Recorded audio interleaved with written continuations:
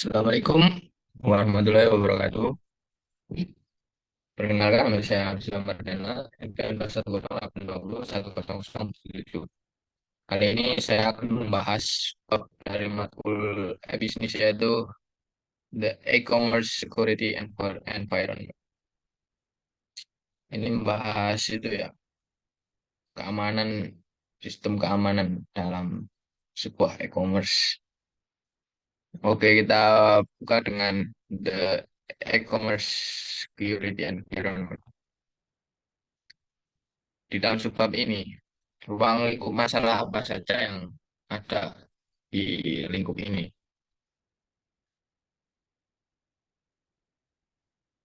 Ini permasalahan ini menjadi itu ya, permasalahan bagi organisasi dan konsumen. Jadi tidak hanya organisasi organisasi saja yang terkena masalah ini, namun konsumen juga mendapati permasalahan ini. Pasar ekonomi bawah tanah, nilai informasi yang dicuri. Kejahatan dunia maya terhadap situs e-commerce bersifat dinamis dan berubah setiap saat. Jadi mereka itu selalu berinovasi dalam membuat itu ya, dalam mencari celah keamanan, dalam mengembangkan sistem keamanan. Karena mereka akan selalu sering melakukan menemukan hal-hal baru yang dapat membuat mereka mendapatkan manfaat dari sistem yang mereka itu ya, mereka curi gitu. Penjahat yang mencuri informasi di internet tidak selalu menggunakan informasi ini. Mereka tidak selalu menggunakan informasi di sini. Mereka menggunakan informasi ini mungkin untuk dijual atau yang lain-lain. Dan ini yang paling parah ya, tidak setiap penjahat dunia maya selalu mengejar uang. Tidak selalu mengejar uang. Jadi mereka ini pure alias murni untuk melakukan kerusakan gitu. Untuk melakukan kerusakan entah itu menghancurkan server atau membuat server down dan melakukan kerusakan-kerusakan lainnya ya pada sistem arsitektur komputer ini. Sistem komputer yang saya maksud. Apa itu keamanan e-commerce yang baik?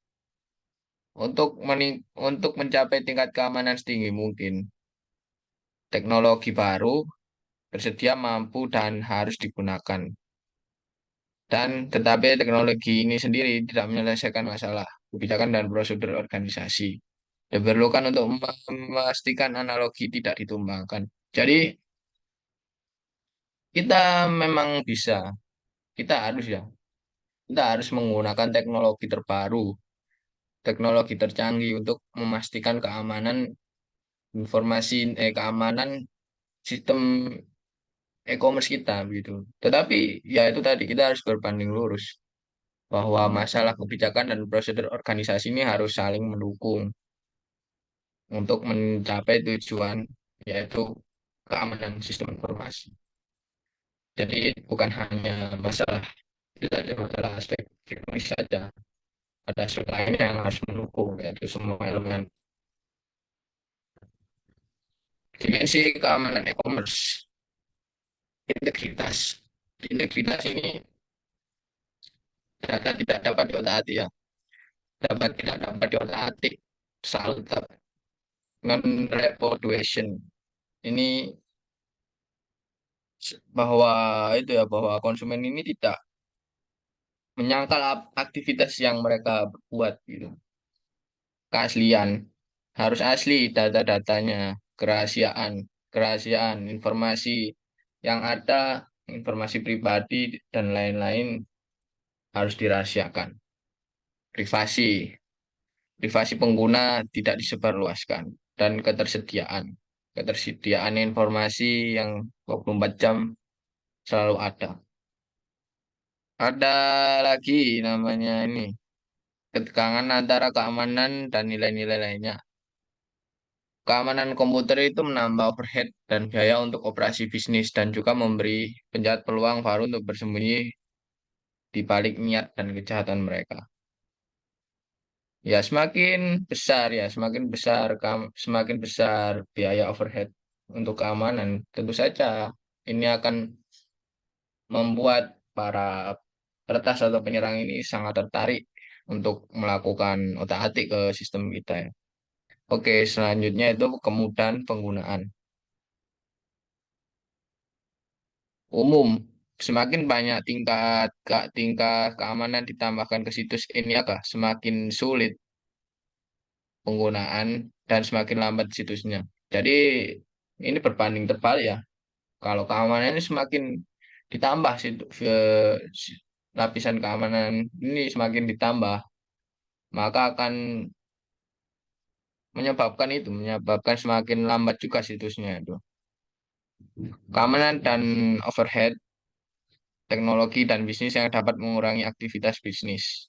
Jadi keamanan yang tinggi pun, keamanan yang terlalu berlapis-lapis pun akan mengurangi aktivitas bisnis ya, akan semakin sulit juga digunakan. Terlalu banyak keamanan dan poin yang terakhir itu ya, terlalu banyak keamanan dapat membahayakan profitabilitas sementara keamanan yang tidak memadai dapat berpotensi membuat Anda keluar dari bisnis. Jadi ya kita harus sesuai kebutuhan keamanan ini. Namun itu tadi, keamanan ini harus sesuai kebutuhan. Ya juga aman dan juga memberikan kemudahan gitu. Aktivitas bisnisnya atau tujuan utama bisnis ini terlampaui dan keamanan pun juga ter itu ter, terjamin. Nah, maka dari itu kita harus seimbang dalam menggunakannya. Keamanan publik dan pengguna internet untuk kejahatan.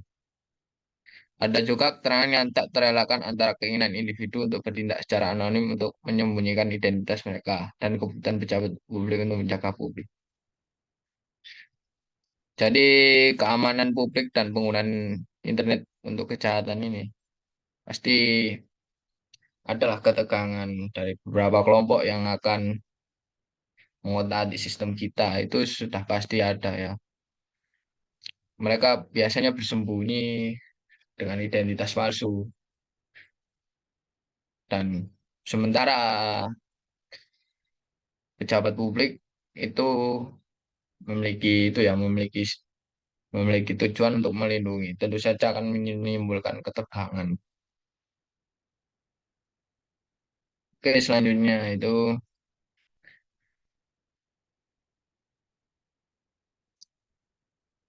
security threats in the e-commerce environment. Jadi ancaman apa saja sih yang ada di environmentnya e-commerce ini? Untuk ancaman keamanan terhadap konsumen, niaga, dan operator situs. Banyak sekali nih ya jenis-jenis ancaman. Ada yang namanya kode berbahaya, Trojan, bot, virus, ransomware, worm. Biasanya mereka ini dikirimkan melalui iklan, melalui exploit. Tentu saja ya untuk melakukan hal jahat pada komputer kita, entah itu mencuri data, entah itu membongkar privasi dan lain-lain. Program yang tidak diinginkan seperti spyware. Ini seperti kayak adware, browser parasitus. Adware ini kayak program yang dijalankan secara otomatis memunculkan iklan gitu. Dan itu akan sangat mengganggu bagi pengguna gitu ya. Ada yang namanya pengelapuan, phishing. Kalau orang-orang zaman sekarang mengatakan phishing. Phishing adalah segala upaya penipuan online oleh pihak ketiga untuk mendapatkan informasi rahasia, informasi untuk keuntungan finansial. Phishing ini banyak sekali. Contohnya kayak phishing web, yang paling umum ya phishing web ini. Phishing web ini digunakan agar korban memasukkan data-data data-data sensitif seperti password dan lain-lain untuk kepentingan finansial mereka tentu saja. Jadi data-data yang diinputkan tadi akan masuk ke sistem korban dan akhirnya akan disalahgunakan. Begitu. Selanjutnya ada yang namanya cybervandalisme, peretasan, dan pelanggaran data. Nah, ada berapa istilah ya di dalam sini ada hacker, ada cracker, dan ada beberapa jenisnya. Ada hacker itu yang secara ilegal membuka membuka izin atas sebuah akses dalam suatu suatu situs, entah itu situs atau aplikasi, sistem dan lain-lain. Kalau cracker ini lebih ke hacker yang melakukan tindakan kriminal ya, yang pure melakukan tindakan kriminal. Ada jenis-jenisnya ternyata ada black hat, ada white hat, ada grey hat. Yang utama ini white hat ini eh, biasanya diistilahkan dengan hacker baik. Mereka memang bekerja untuk membobol dan memperbaiki hasil temuan mereka. Dan black hat ini kebalikan dari white hat. Mereka membobol untuk melakukan vandalisme, pelanggaran, peretasan, dan lain-lain. Grey hat ini, mereka ini membobol tetapi tidak melakukan dampak buruk bagi perusahaan. Ada lagi yang namanya penipuan atau pencurian kartu kredit yang biasanya disebut carding ya. Penyebab paling umumnya itu kartu yang hilang atau dicuri dan pencurinya itu melakukan registrasi dengan identitas palsu. Tapi penyebab paling sering yaitu sistem peretasan sistem matematik dan penjarahan server urusan tempat informasi jutaan pembelian kartu kredit disimpan. Mereka langsung langsung melakukan penjarahan ke server perusahaan gitu untuk melihat informasi data-data sensitif untuk kepentingan mereka sendiri. Selanjutnya ada penipuan identitas. Penipuan identitas ini penggunaan yang tidak sah atas data pribadi orang lain. Jadi data pribadi yang sudah dicuri ini akan menyebabkan mereka melakukan tindak-tindakan yang tidak diperbolehkan seperti hmm, pengajuan pinjaman online apalagi itu sangat berbahaya jika identitas orang lain yang digunakan. Situs web, spoofing, farming, dan spam. Spoofing ini adalah menyembunyikan identitas sebenarnya untuk dengan menggunakan email orang lain atau alamat IP. Jadi mereka ini menggunakan email dan alamat IP orang lain untuk mengakses sesuatu gitu ya. Entah itu jaringan internet, entah itu situs dan lain-lain. Privilege tertentu. Menipu, menipu ada yang namanya ini farming. Menipu situs web terkadang melibatkan farming, yaitu auto secara otomatis mengarahkan tautan web ke alamat yang berbeda dari yang dimaksud dengan situs nyawar sebagai tujuan yang dimaksud. Jadi situs ini menyerupai situs tujuan namun akan mengarahkan ke situs yang lain. Spam. Spam ini biasanya ada di email ya. Email atau email sampah itu. Ini adalah situs yang sedikit berbeda-beda. Yang ini biasanya berisi yang menjanjikan penawaran beberapa produk dan layanan. Tapi kenyataannya hanyalah kumpulan farming gitu ya. Dan bisa saja juga kode jahat. Oke, yang selanjutnya yaitu DOS atau DDoS. DOS itu denial of service dan yang lebih advance lagi, yang lebih meningkat yaitu namanya DDoS, Distributed Denial of Service. DOS ini serangan yang melibatkan penggunaan jaringan bot dan apa yang disebut dengan serangan terdistribusi yang dibangun oleh ribuan komputer klien yang disusupi. Jadi banyak ya. Mereka ini meretas banyak komputer klien gitu. Dan dan komputer klien ini membanjiri server gitu, membanjiri traffic server. Akhirnya server ini bisa down akibat dari traffic yang terlalu tinggi ini ke web, ke server gitu. Akhirnya server bisa down gara-gara DDoS ini. Mereka menggunakan komputer-komputer yang sudah disusupi atau yang dinamakan komputer zombie istilahnya. Ada namanya perangkat lunak server dan klien yang dirancang dengan buruk. Ya ini kalau semakin semakin itu ya semakin cepat, semakin kompleks dan lain-lain. Kan keamanan mungkin akan semakin itu ya semakin rentan karena ada celah-celah yang tidak diketahui ternyata dapat kerentanan di situnya. Nah, ini salah satu hal yang berbahaya ini bisa dilakukan SQL injection yaitu mengeksekut SQL query kepada sistem kita yang akan menyebabkan hal buruk dan dapat memberikan keuntungan pada pihak yang tidak berkepentingan. Masalah keamanan jaringan sosial.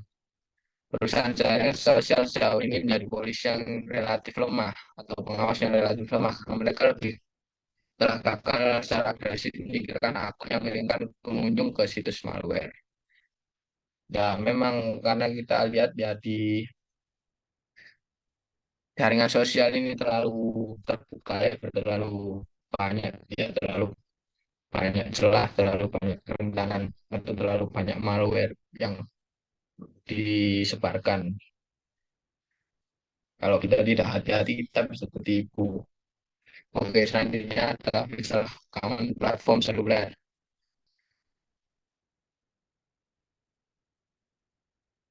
Secara umum itu perangkat seluler ini menghadapi semua resiko yang sama seperti perangkat internet. Apapun apapun serta berapa risiko baru yang terkait dengan keamanan jaringan nirkabel. Misalnya jaringan WiFi, kita mengakses kita menggunakan platform seluler dan mengakses WiFi. Kita juga rentan dengan peretasan karena jaringan WiFi publik ya. Itu bisa saja ada hacker atau cracker yang ada dalam jaringan satu jaringan dengan mereka. Masalah keamanan cloud. Taktik rekayasa sosial memungkinkan peretas untuk menghapus semuanya dari komputer Mac, iPhone, iPad miliknya yang terhubung ke layanan cloud, serta mengambil alih akun Twitter dan Gmail-nya. Mereka sudah menyisipi itu ya, menyusupi sesuatu di perangkat mereka. Dan akhirnya mereka menggunakan akun cloud-nya, akun iPad-nya, akun Mac-nya, dan serta mengambil itu semua bisa mengambil alih itu yang mengambil alih akun Twitter, Gmail, dan akun-akun yang berisi data penting lainnya. Oke, selanjutnya itu bab teknologi solution atau solusi teknologi. Alat apa yang digunakan untuk mencapai keamanan situs? Ada yang namanya enkripsi atau penyandian. Ada banyak jenis enkripsi ya. Enkripsi kunci simetris, enkripsi kunci publik. Enkripsi kunci publik menggunakan tanda tangan digital dan intisari khas, dan sertifikasi digital dan infrastruktur kunci publik. Enkripsi kunci simetris ini jadi di dalam komputer klien dan komputer server lainnya, komputer yang ditujukan ini memiliki enkripsi yang sama, kode enkripsi yang sama. Untuk enkripsi kunci publik ini, mereka menggunakan dua kunci ya, namanya private private key dan public key. Itu private key untuk kebutuhan privasi dan public key ini yang untuk melakukan perizinan publik dan lain-lain. Ini ada yang lebih ditingkatkan lagi. Ada yang namanya sertifikat digital dan infrastruktur kunci publik. Ini lebih ditingkatkan lagi. Yaitu sebenarnya ini semua sampai sertifikat. digital dan infrastruktur kunci publik ini adalah pengembangan dari enkripsi kunci publik itu. Namun ditambah fitur-fitur seperti hash, tanda tangan digital atau sertifikat digital. Nah, yang selanjutnya itu mengamankan saluran komunikasi. Untuk mengamankan saluran komunikasi, kita harus menggunakan soket yang aman, yaitu SSL dan keamanan lapisan transportasi atau TLS. SSL atau Socket Secure Layer ini biasanya digunakan untuk itu, untuk transaksi form atau data-data dalam jaringan gitu. Ada yang namanya jaringan pribadi, yaitu jaringan VPNs dan jaringan nirkabel WiFi. Dalam jaringan nirkabel WiFi ini ada beberapa enkripsi, ada WEP, WPA, dan WPA2. Namun WEP ini sudah lemah ya. Sekarang sudah diganti dengan WPA. Ini sudah jadul WEP ini. Jarang ada sekarang. WiFi menggunakan WEP. Selanjutnya itu melindungi jaringan. Untuk melindungi jaringan itu banyak sekali. Ada firewall, ada server proxy, firewall dan server proxy. Firewall sendiri ini kayak penyaring ya. Penyaring untuk masuk ke sebuah perangkat gitu. Kalau server proxy ini kayak perantara itu, perantara berhubungan bagaimana klien berhubungan dengan server itu. Firewall dan server proxy ini itu gabungan dari itu semua. Server proxy firewall sebagai penyaring dan server proxy adalah sebagai perantara untuk masuk untuk juru bicara atau penyampai ke server gitu ya. Ada yang namanya sistem deteksi dan pencegahan intrusi ini berada di jaringan. Ini bisa langsung mengeksekusi atau mematikan kode-kode berbahaya jika ada aktivitas mencurigakan. Melindungi server dan klien dan meningkatkan keamanan sistem operasi. Peningkatan keamanan sistem operasi. Biasanya patch-patch keamanan dapat itu ya, dapat diunduh di online gitu. Jadi keamanan sistem informasi ini sebagai keamanan itu ya, keamanan di dalam ini harus ditingkatkan. Dan sekarang ini di dalam komputer ini ada komputer kita pribadi, kita bisa memasang yang namanya pengguna antivirus. Tentu saja dapat melindungi kita dari semua bahaya yang akan masuk ke komputer kita.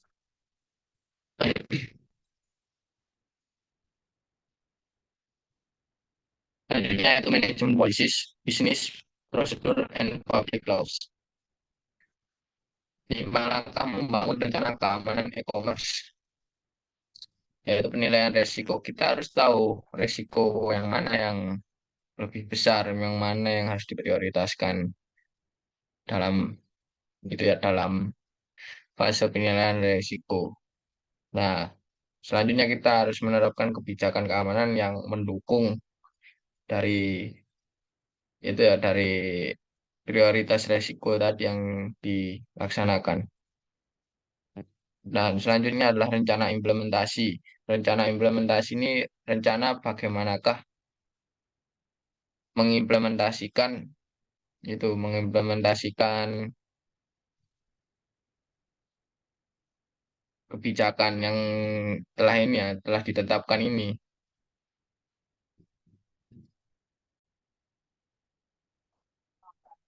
Dan selanjutnya itu rencana keamanan ini juga melibatkan seperti rencana mohon maaf maksud saya rencana implementasi ini juga melibatkan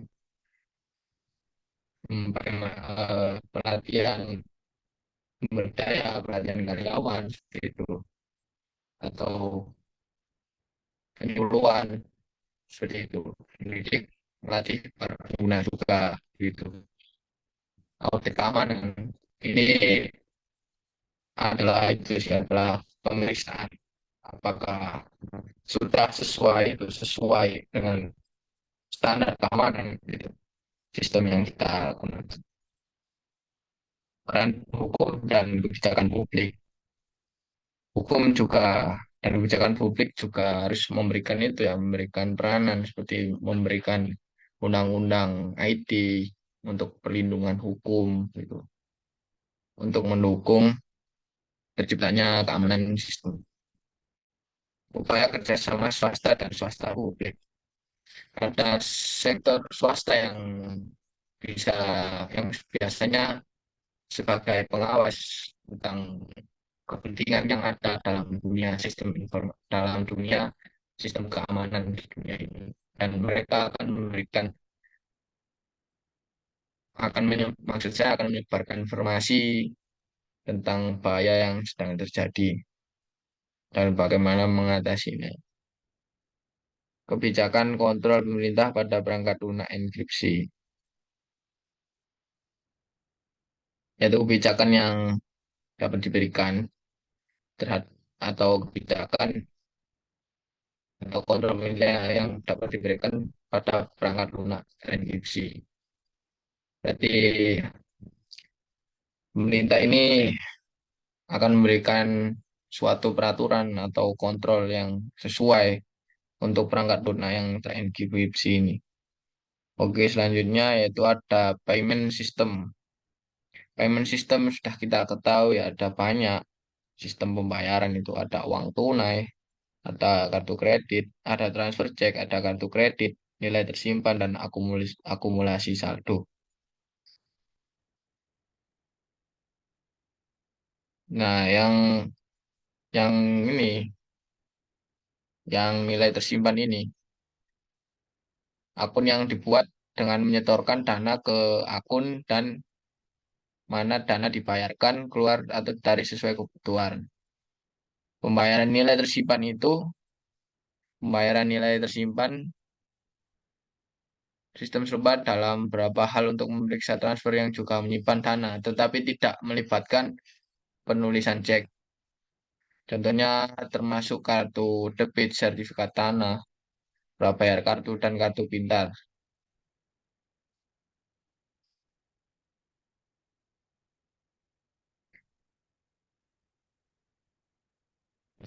Mulai dari uang tunai ini sudah bisa dijelaskan ya, pasti memiliki kelebihan. Uang tunai ini portable, pembayarannya pembelian juga instan. Kekurangannya yaitu mudah dicuri, transfer cek. Kelebihan kelebihannya itu bisa memberikan pelampung ya bagi atau pengaman, yaitu bisa menghapus cek di luar negara bagian dalam kurun waktu lebih dari 10 bulan. Kekurangannya ini lebih mudah dipalsukan. Kartu kredit. Kartu kredit ini kelebihannya itu mampu menghasilkan uang kecil, uang kecil dan pembelian besar secara instan gitu. Terima secara luas, pembelian besar secara instan. Itu bisa menggunakan kartu kredit. Namun kekurangannya ini finalitasnya ini rendah daripada sistem pembayaran lainnya.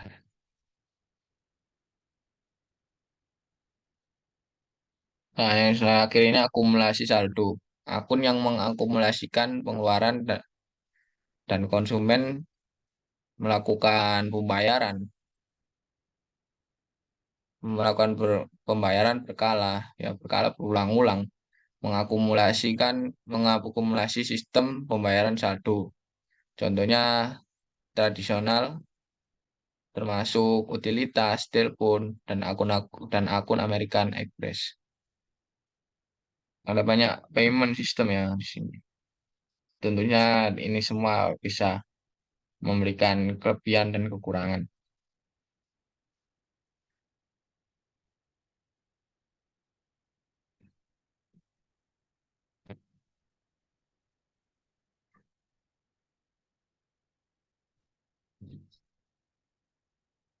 Ada namanya yang selanjutnya itu e-commerce payment system.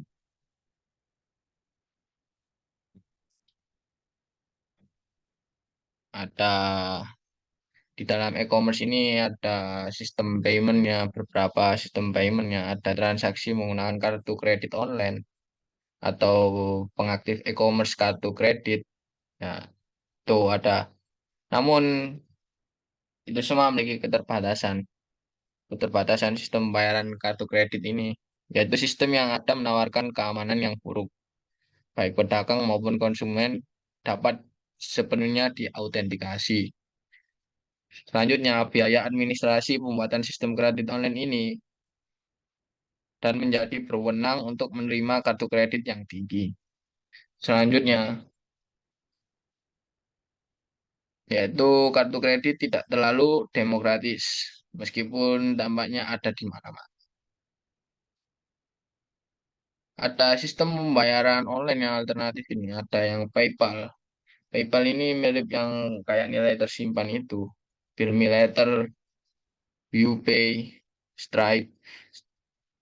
Nah, ini kalau yang Stripe ini bisa itu bisa menggratiskan biaya admin. Yang sekarang ada ini sistem pembayaran seluler dengan dompet atau ponsel cerdas itu, dompet dompet digital lah dalam bahasa sekarang ini.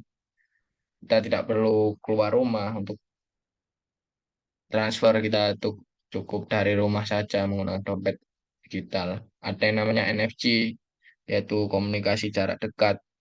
Ya, yang sering kita lihat ini kayak skin QR itu untuk transfer. Dan uang digital dan mata uang virtual. Uang digital dan mata uang virtual ini berbeda ya. Uang digital ini dihasilkan dari algoritma rumit yang akan menghasilkan nilai dari uang digital itu. Dan dapat dibelikan, dapat dikurskan menjadi uang asli itu uang digital. Selanjutnya yang mata uang virtual ini berbeda. Seperti itu. Pernah pernah itu pernah seperti Facebook Point itu untuk menghasilkan itu untuk menukarkan poinnya dengan hadiah-hadiah yang ada gitu. Itu yang namanya mata uang virtual.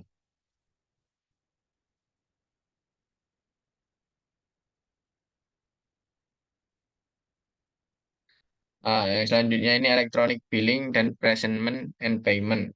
Billing, presentment, and payment. Ada dua model di sini. Ada model sistem biller direct dan model konsolidator. Sistem biller direct ini ingin memudahkan itu ya, memudahkan penagih, memudahkan pembayaran. Mereka biasanya menggunakan itu langsung mengembangkan sistemnya sendiri untuk langsung membayar, entah itu aplikasi atau web untuk langsung dibayarkan. Nah, ini ada yang namanya model konsolidator. Model konsolidator ini menggunakan pihak ketiga untuk mengawasi dan mengecek dan mengakumulasi tagihan yang ada untuk pembayaran. Begitu kira-kira ya teman-teman. Terima kasih banyak. Terima kasih banyak atas semuanya. Assalamualaikum warahmatullahi wabarakatuh.